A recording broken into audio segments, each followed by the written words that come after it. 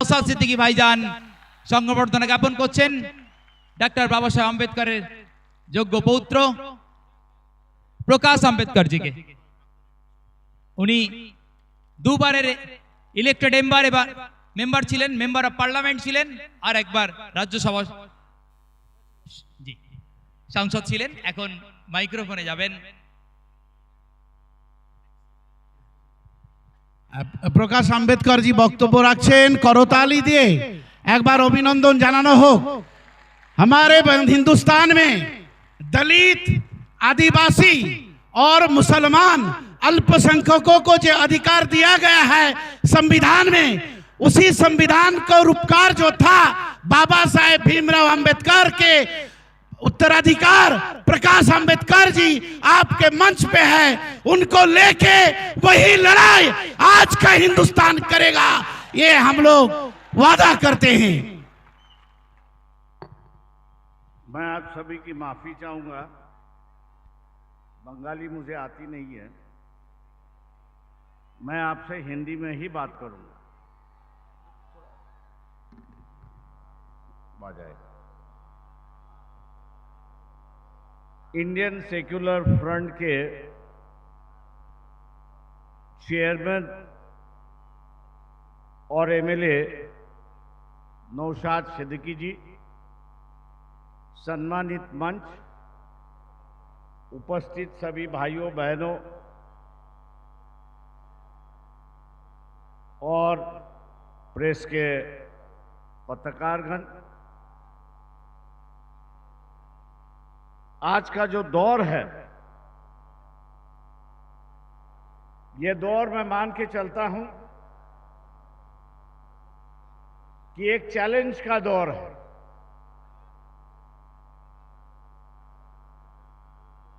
लेकिन हमारा चैलेंज किसके साथ है? हमारा विरोधी कौन है, इसको हम लोग ने पहचानना चाहिए। आज मैं मान के चलता हूं कि हमारा विरोधी जो है बीजेपी दिखाई देता है, लेकिन असली विरोधी जो है वो आरएसएस है, ये हमको भूलना नहीं चाहिए।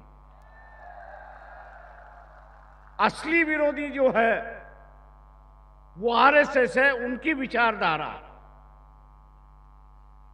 बीजेपी तो एक मुखौटा है, और उस मुखौटे के माध्यम से इस मुखौटे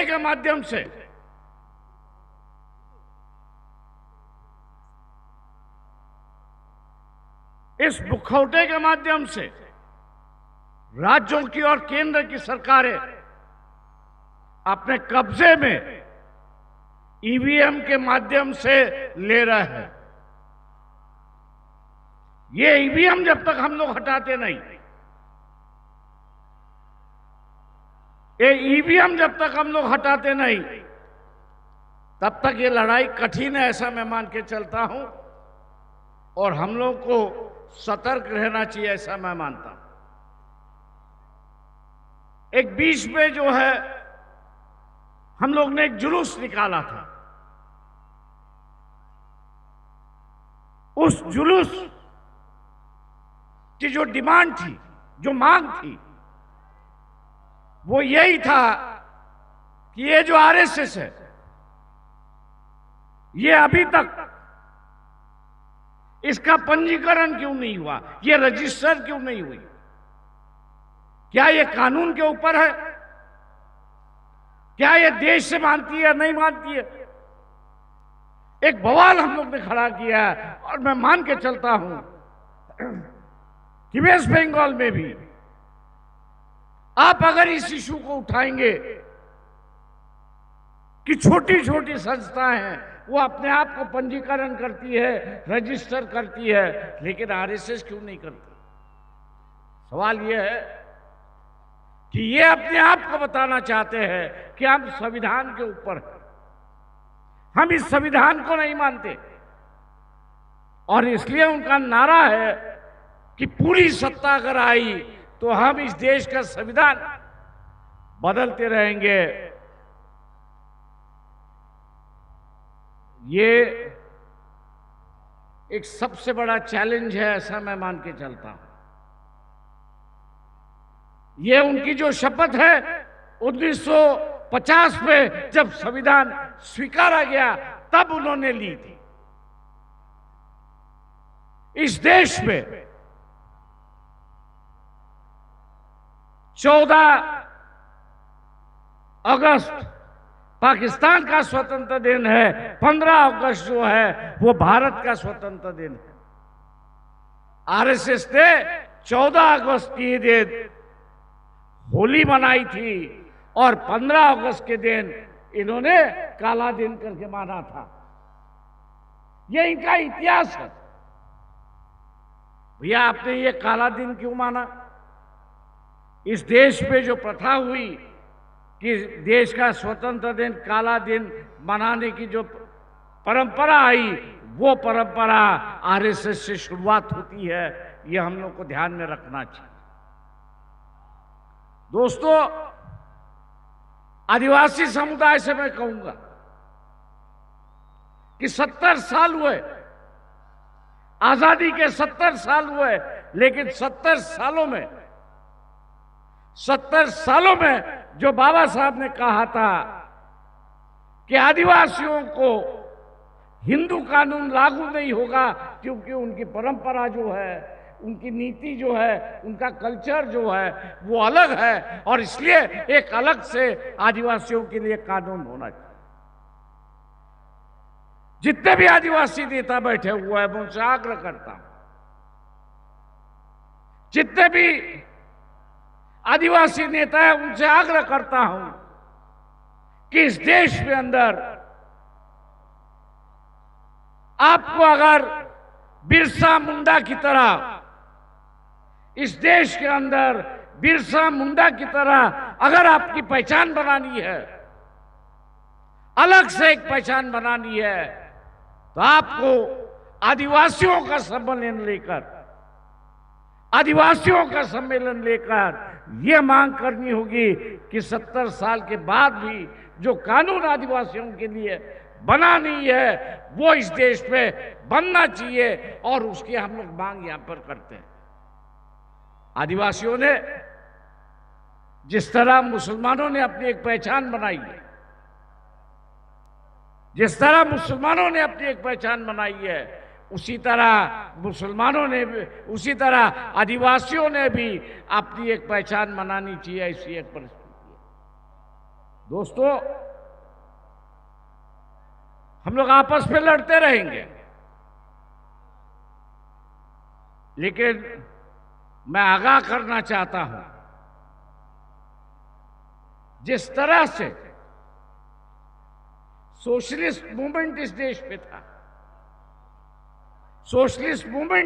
पे था, आप सिर्फ सोशलिस्ट का मूवमेंट बतिया, विचार बैठा है, लेकिन कार्यकर्ता नहीं है।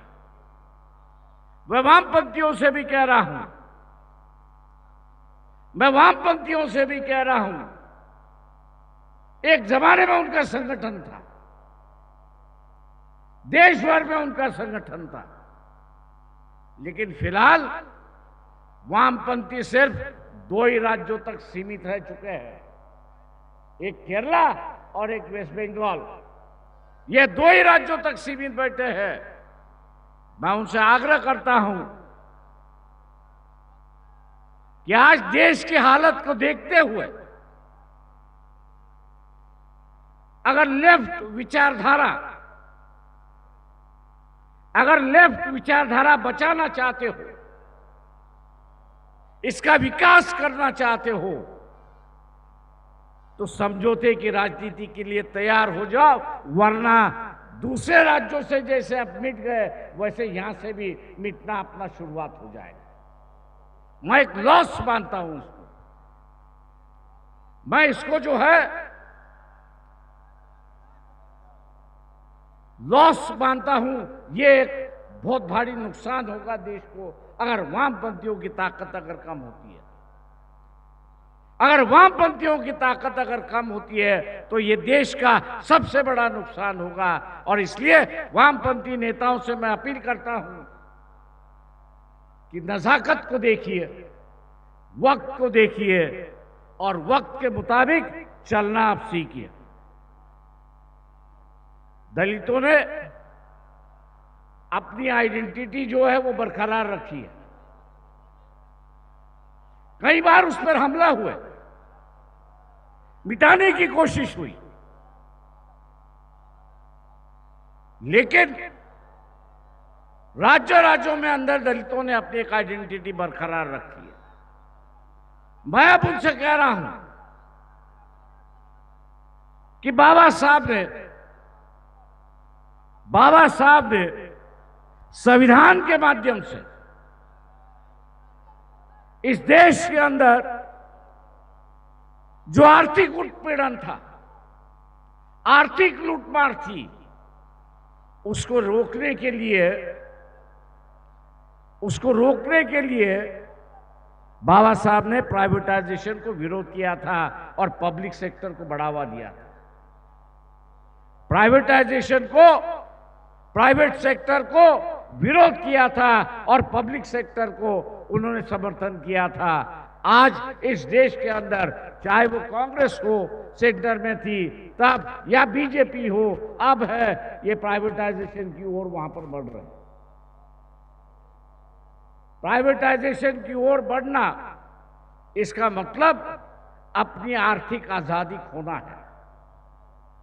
प्राइवेटाइजेशन जैसे जैसे बढ़ता जाएगा वैसे वैसे यहां के दबे कुचले हुए आदिवासी, दलित, ओबीसी, इनकी जो है आर्थिक इंडिपेंडेंस जो है, स्वतंत्रता जो है वो खत्म हो जाएगी और दोबारा हम लोग कैदी बनाने के लिए तैयार हो जाएंगे। ऐसी परिस्थिति है और इसलिए दलितों का मुझसे कहना है कि आप अपनी पहचान बनाइए, जो बनी है उसको दोबारा उभारिए, एक अलग से सम्मेलन आप कर लीजिए और उस सम्मेलन में कहिए कि हम प्राइवेटाइजेशन के खिलाफ है, क्योंकि प्राइवेटाइजेशन ने इस देश को ऐसे कतार पर खड़ा कर दिया है, इस देश पे ऐसे कतार यहां पे खड़ा किया है कि हम लोग 6 महीने के अंदर अर्थव्यवस्था जो है वो लड़खड़ाती दिखाई देगी देश की। 6 महीने के अंदर इस देश की अर्थव्यवस्था जो है वो लड़खड़ाती देखने मिलेगी। ऐसी एक परिस्थिति है। मित्रों, आप पर काफी बड़ी जिम्मेदारी है। एसआरए के माध्यम से करीब 1.5 करोड़ वोटर जो है वो निकाले जाएंगे। 1.5 करोड़ वोटर जो है वो निकाला जाएगा और 1 करोड़ फर्जी वोटर उसमें ऐड किया जाएगा। ये साजिश है, ये इलेक्शन कमीशन के माध्यम से साजिश है।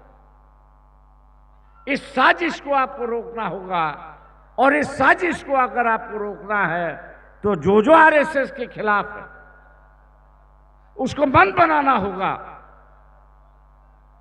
उसको अपने विचार तय करने होंगे, मन बनाना होगा कि जिस दिन वोटिंग होगा उस दिन पूरी ताकत से हर एक वोट आरएसएस के खिलाफ जाएगा और जो गठबंधन एसएफआई होगा उसके साथ हम लोग रहेंगे। ये उम्मीद मैं आप लोगों से यहां पे करता हूं और उम्मीद करता हूं कि नजदीक में चुनाव है। बंगाल की जनता से मैं उम्मीद करता हूं कि लेफ्ट ओरिएंटेड स्टेट है, आप इस स्टेट को आरएसएस और बीजेपी का अड्डा होने से बचा दीजिए। आरएसएस और बीजेपी का वेस्ट बंगाल को अड्डा होने से बचा दीजिए, वरना ये क्या करेंगे पता नहीं है। और इसलिए दोस्तों, परिस्थिति जो है बेकाबू होते जा रही है देश की। जिम्मेदारी राजनीतिक दलों पर है, मैं मान के चलता हूं, लेकिन आपका साथ और सहकार्य जब तक मिलता नहीं, आपका साथ और सहकार्य जब तक मिलता नहीं, तब तक ये बेकाबू हुई परिस्थिति को हम लोग काबू नहीं कर सकते। ऐसी एक परिस्थिति, मैं मुसलमानों से ये कहूंगा कि ये जो संविधान है, ये अमन पर संविधान है। यहां मुसलमानों को सत्ता में जाने की इजाजत है और अपना धर्म गिराने की भी इजाजत है। कोई रोक नहीं है, कोई ठोक नहीं है। इसलिए मुसलमान अगर इकट्ठा होकर ये आरएसएस से पूछता है कि भैया क्या क्या वजह है कि आप ये संविधान बदलते हो, आप इकट्ठा होकर, मुसलमान अगर इकट्ठा होकर ये अगर पूछेगा आरएसएस से, भैया इस संविधान में क्या कमी है ये बताओ, आप ये संविधान बदलना क्यों चाहते हो, तो आरएसएस को जवाब देना होगा कि वो क्यों बदल रहे। मैं उम्मीद मुसलमानों से करता हूं कि वो इस सवाल को उठाएंगे और एक लंबी चर्चा इस देश में शुरुआत करेंगे और संविधान को हम लोग बचाएंगे। यही उम्मीद लेते हुए यहाँ नौशाद सिद्दीकी और उनके सभी साथियों ने मुझे बुलाया, निमंत्रण दिया, सम्मान दिया। मैं उनका दिल से शुक्रिया करता हूं, आभार मानता हूं और आपकी रजा लेता हूं। खुदा हाफिज।